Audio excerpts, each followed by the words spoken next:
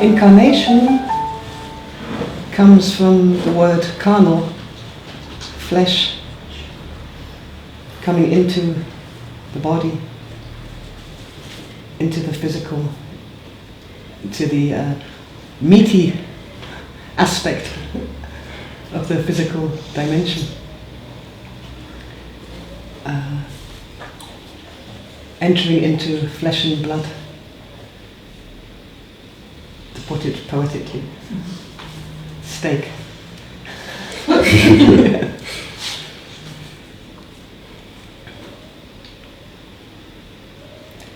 Yesterday, and anyone who's interested can see it on YouTube, we talked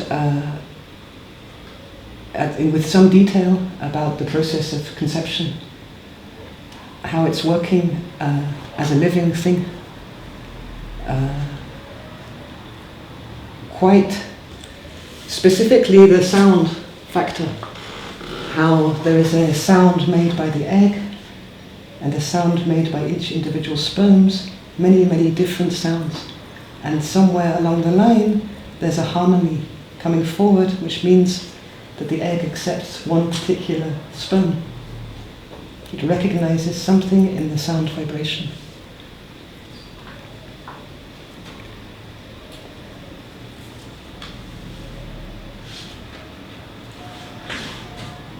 So we looked at the history. We looked at it in a way which is historic. So we sat here and we learned about what was when we were conceived.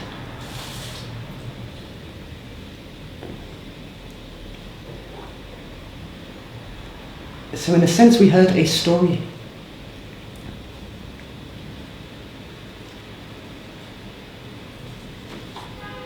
When we hear a story, what it's doing to us in real time is creating an invitation to revisit or to open or to recognize an experience which is alive inside ourselves.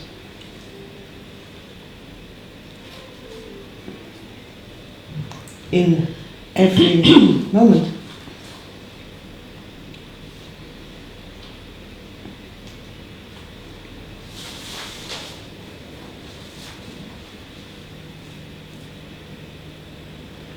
So, incarnation, conception, when you look at the word conception, it's the birth of a concept, of a form. Even if it's just in the first fertilized egg, it's the birth of something new. It's a creation. It's the moment in which all that we know ourselves to be, all that we feel ourselves, experience ourselves to be, all that which we physically are, moment by moment, is conceived again and again and again and again and again and again.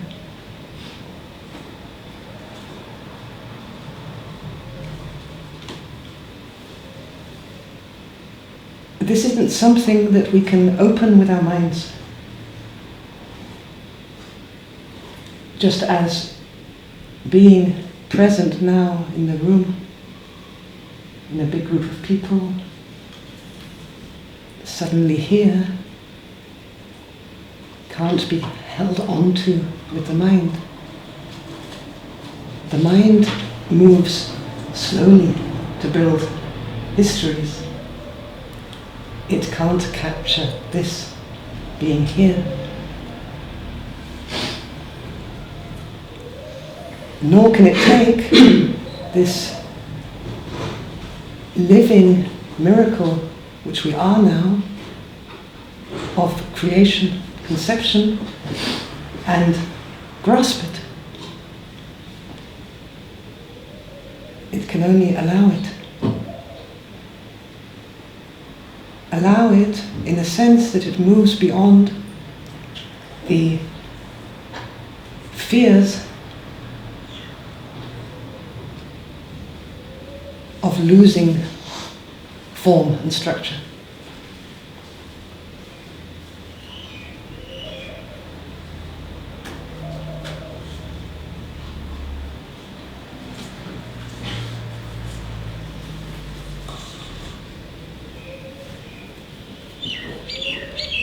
So if we're able to allow this living miracle of being here in this room as one and together, and also as incredibly unique individuals, all at the same time, what we're beginning to allow also is incarnation. That is to say, that moment when, as in a very, very fine level of experience, we passed over the border into physicalness, physical life. We became the egg.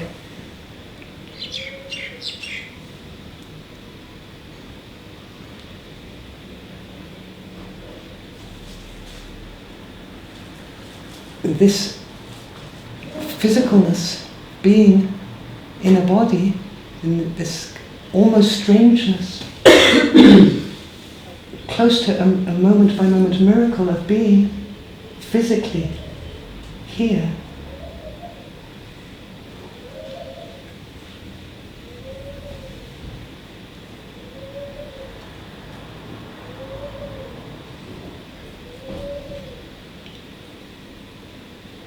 Can be trusted. There is nothing that any of us can do with our thinking minds to make this go away.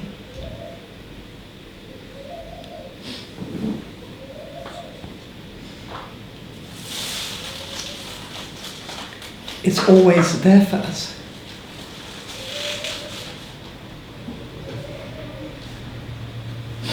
Yet, we still move with this idea that because we're now in physical time, and this we know in our bones, because our bones themselves are aging,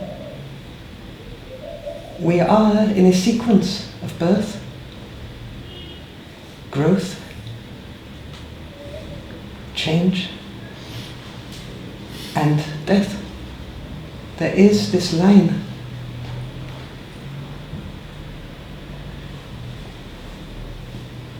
And so, cleverly, to try and make peace with this, we project the end point, the death point, in order to not allow the living point, that we're alive now, physically. In order to avoid accepting our incarnation, as if this was a future event. Sometimes we do that even as if it can be prevented. As if there's a chance that with the belief that for us, we don't die, that this will somehow prevent the physical process of being caught in this limited time and space of a physical lifetime.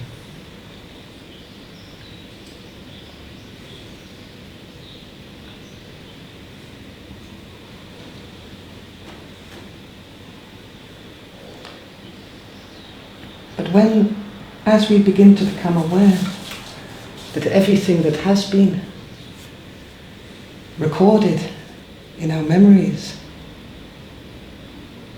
even in our unconscious memories, is existing as nothing more than a recording, which can be seen or ignored by us.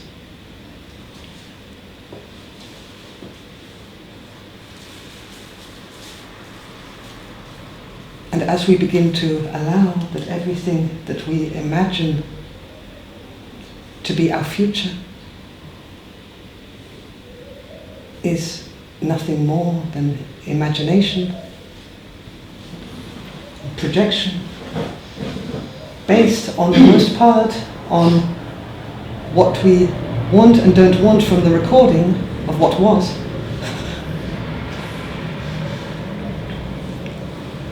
Then it begins to become clear that it's actually here and now, in this room, in this moment, that also our birth, also our conception, and also our death is all happening beyond our control.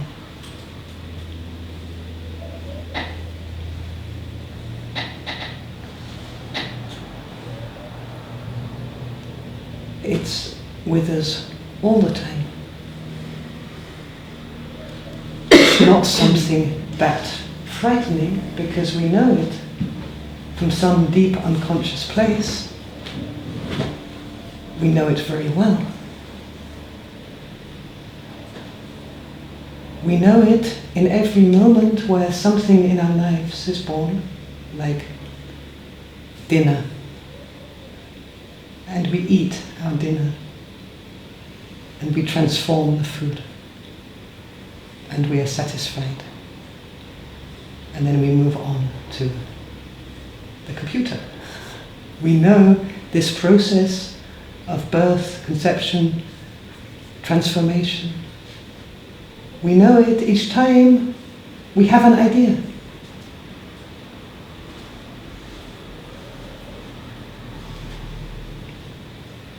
With total blind trust, when we want to create something, we go, we move ourselves, sometimes very quickly, into the present moment. We open something inside ourselves with total trust to a place which is completely unknowable, totally mysterious to ourselves. We say, and whoop, comes up an inspiration, an idea from somewhere. Surprising, but according to our invitation.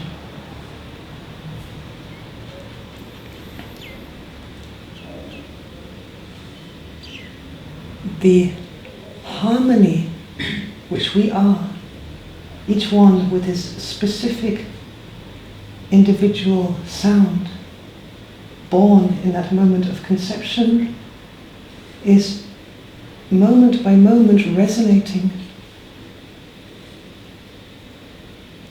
across the whole infinity of our universe to find the harmony with the needed experience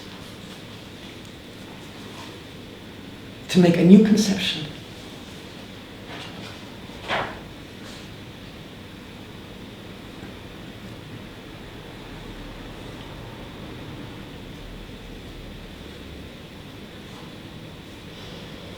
So our fears around incarnation are quite based on illusion. And they're based on partly a natural preservation movement of form. Fear preserves. This is a natural thing. It preserves form. It preserves, for now, the form of our individuality. It's our friend in its naturalness.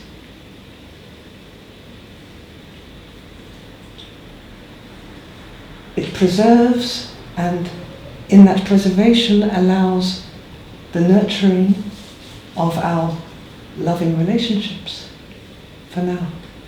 It has a form in its naturalness.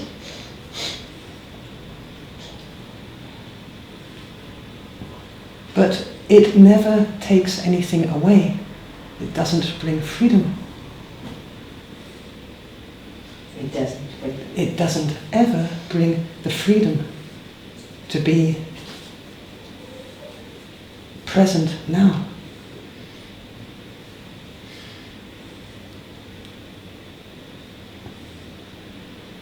So when we look at incarnation, part of this fear comes forward because there is a difficulty and pain in being in a body which will die. It's a great paradox. At the one hand side, there's a total invitation and a pull into the physical dimension with joy and ecstasy and bliss and celebration of physical life, being in a physical body, in whatever form. So strong from one aspect that we want to live even just one more day. Just give me one more day of being physically alive. It is so precious. So there's a deep movement into the physical, almost a celebration of a miracle.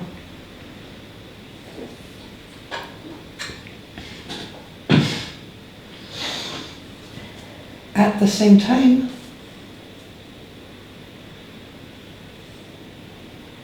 as a whole, we also screech on the brakes. So all of us to different degrees, according to development, of how physical we can allow ourselves to become. Oh.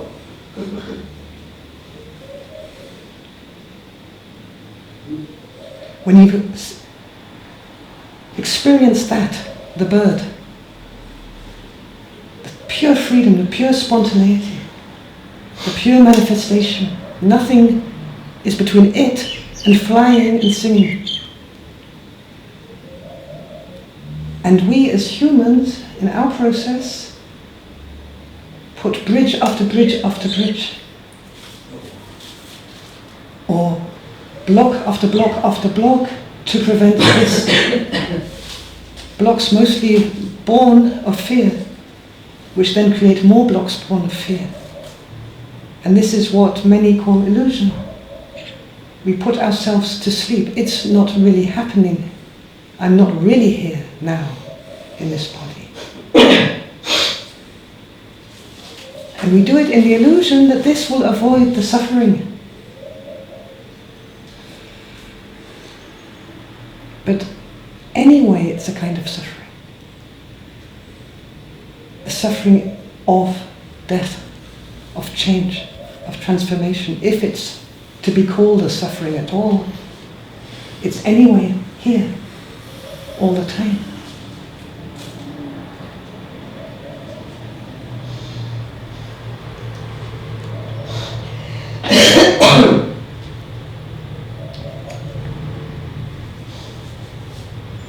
So it can seem like almost an impossibility, but it's not.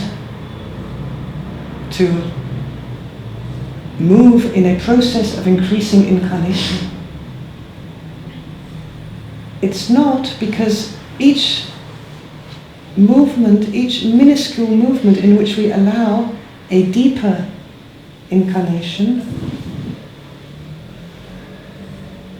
a broader, more unconditional acceptance of the physical miracle, brings something like an exponential amount of return in experience, of which the strongest experience is strength, ironically.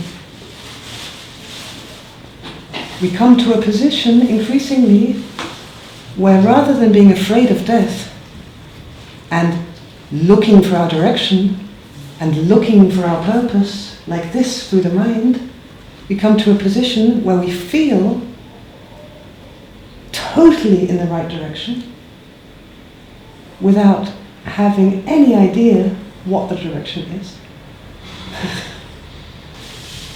We come to a position of not knowing if we will die tomorrow or in 60 years' time, without actually caring, because there is such a beauty and satisfaction in opening the miracle. And from this position, by degrees of increasing incarnation, we find ourselves much less divided from the universal whole, also on the physical, also on the level of feeling. We're able to open. We are able to step over our fears and open, and in that openness we find we are totally supported. We immediately get the reward of almost unlimited support.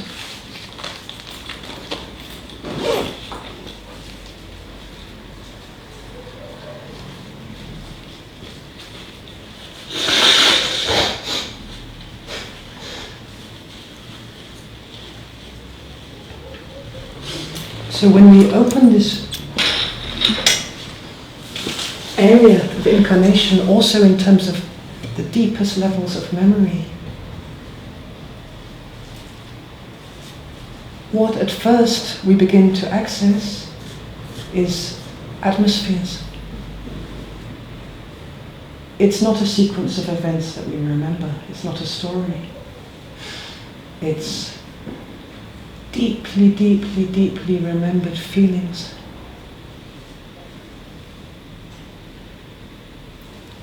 It's not personal in the sense of this is how I feel, necessarily. Nor is it the absolute truth of this is how the world is in its atmosphere. There are layers of atmosphere which are very, very, very shared and wide, but which we share at the core of our incarnation with the core atmospheres of our mother.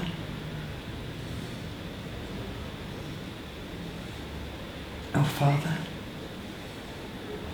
our brothers and sisters.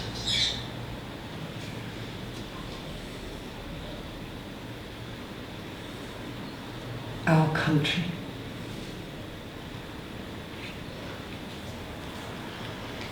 And behind that, when you look into the refinement of these atmospheres, there is even the attitude to these atmospheres.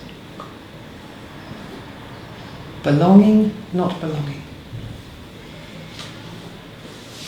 In togetherness, in rejection.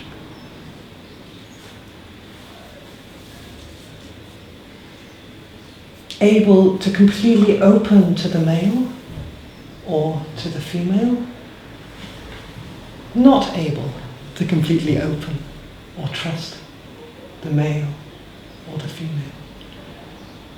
These all create the vibrations of atmospheres.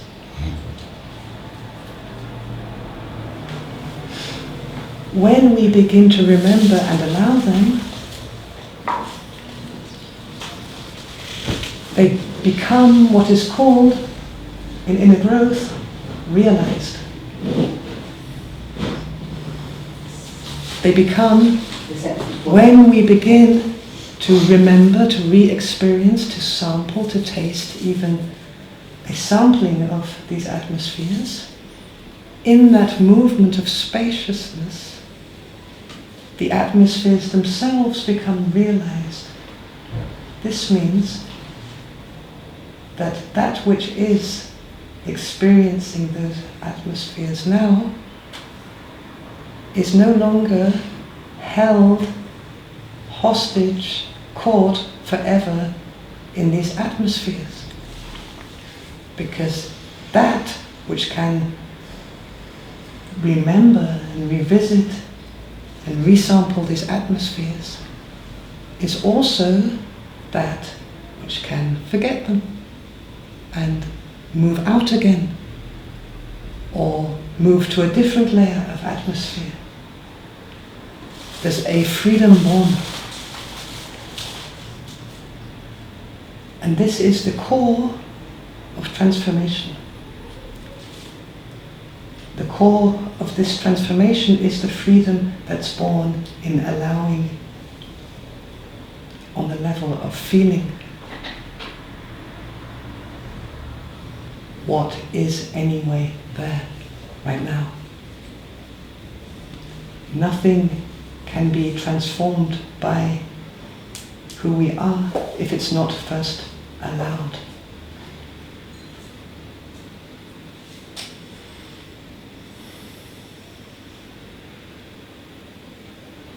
You can't make a cake without allowing eggs and flour if you use eggs.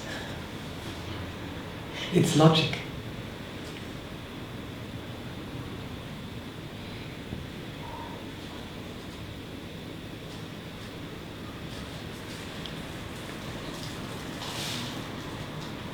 So each morning during this course we are doing the same meditation. There is no end point in this. It's a process which humanity is going through together in an evolution, and the rewards are huge. So we shouldn't really look to get anywhere. This would be not too helpful. Not too helpful.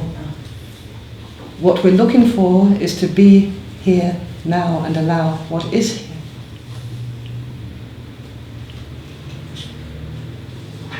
In a process of deepening.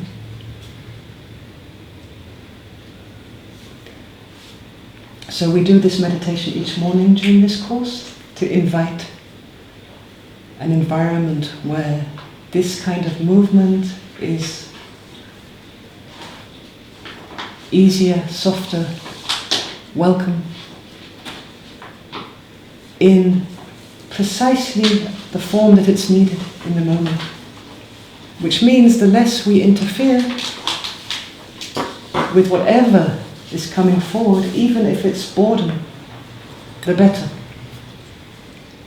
Because, and I use the example boredom because for a very fast vibration coming into the physical, there is a boredom factor. The physical dimension from the core, seen from the core of ourselves, moves very slowly. So boredom itself, for example, is an atmosphere which, if allowed, will begin to reveal more subtleties of atmosphere, like curtains behind curtains.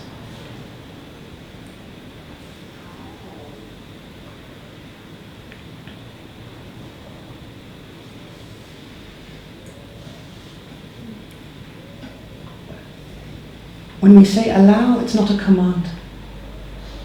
This would create a non-allowance immediately. Oh dear, I should allow. I need to close down this, and I'm meant to be allowing. The teachers say work with acceptance. It's not a command. It's an attitude of loving kindness and softness. It's not a permission.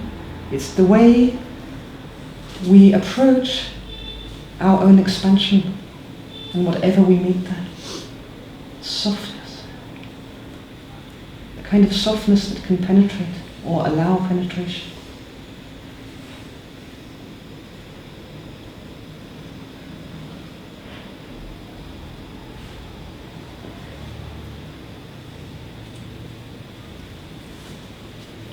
So we start at the ID. The ID is about here. I'm not too bothered. We're not too bothered about finding the point, but if you imagine there's a point about 30 centimeters above the head, up, connect there.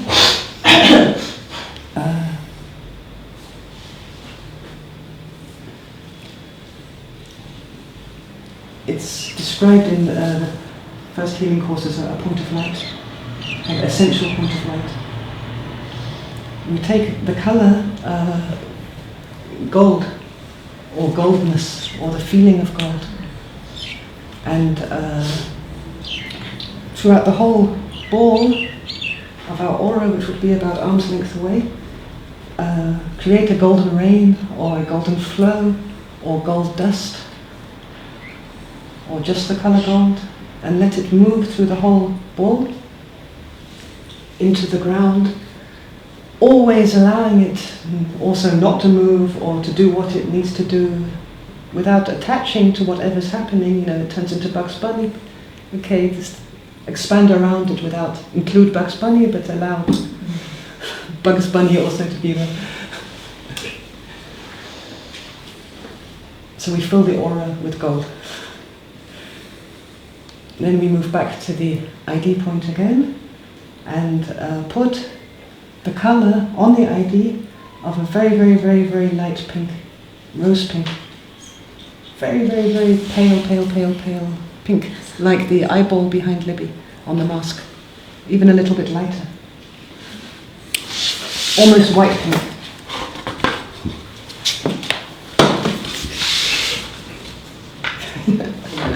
Not giving you any kind of, you know, suggestions for meditation or visions or anything. We allow it to do whatever it needs to do. It's a color which tends to expand. So allow it to expand, don't follow it necessarily, just allow it to do what it needs to do until it's done. And then we take the color of blue, pale, pale, pale, pale blue, like baby blue ball, or girl if the parents alternate. Put that on the ID. Same thing. Let it do whatever it needs to do without holding.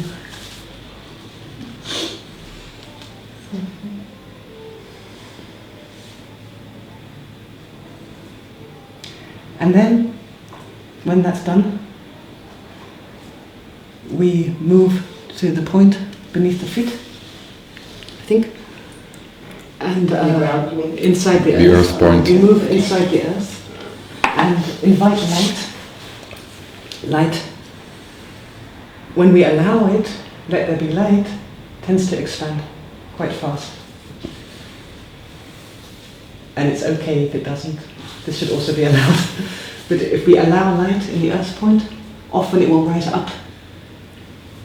And it doesn't matter what happens with it, how far it rises, or if it rises, but to move with the allowance of this light.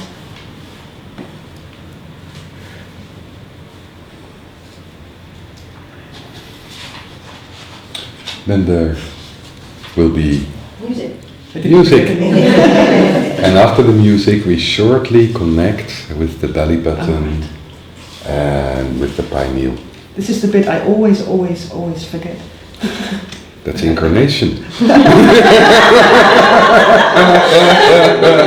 What we worked with yesterday, which is interesting for the people who are here, if you have the belly button and you move a little bit inwards the belly button, the pupik, then there is a point there which is quite strong. And this is a point of contemplation. So contemplation basically is the ability to blend with an inner experience or an inner feeling. An inner experience is more kind of right to say it, with the outer experience. So for instance, if we take experiences which are always there and everywhere, like peace, like stillness, like silence, like nothingness. There are many different experiences which we kind of meet when we're in a state of meditation. Silence. So when we move through this point, it kind of helps us to blend with the silence which is inside ourselves and the silence around ourselves, or the peace inside ourselves with the peace around ourselves. And this is leading to unity of experience. Kind of makes us awake and become aware that being incarnated in this realm of creation and being part of creation, that creation is also part of us, that there is a unity between us and the whole realm of creation, us just being part of it. And that can be a worthwhile experience. So, end of the meditation, the music, belly button, pineal, which sometimes is called